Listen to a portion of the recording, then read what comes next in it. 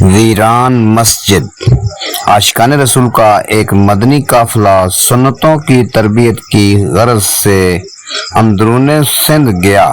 جب قافلے والے اس گاؤں میں پہنچے تو دیکھا کہ مسجد پر تالا پڑا ہوا ہے۔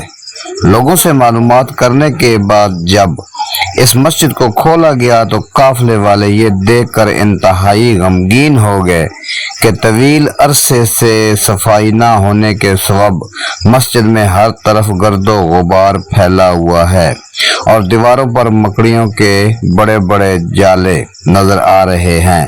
مدنی قافلے والوں نے وہاں کے لوگوں سے نہایت ہی افسر لہجے میں پوچھا کہ مسجد کب سے بند ہے؟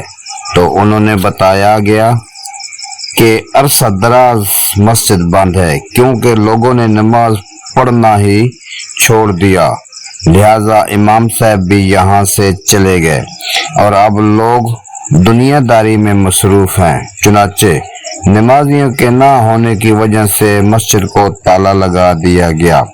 جب اس علاقے میں اکثر دکانوں پر گانے باجے اور فلمیں دکھانے کا سلسلہ سرعام جاری تھا۔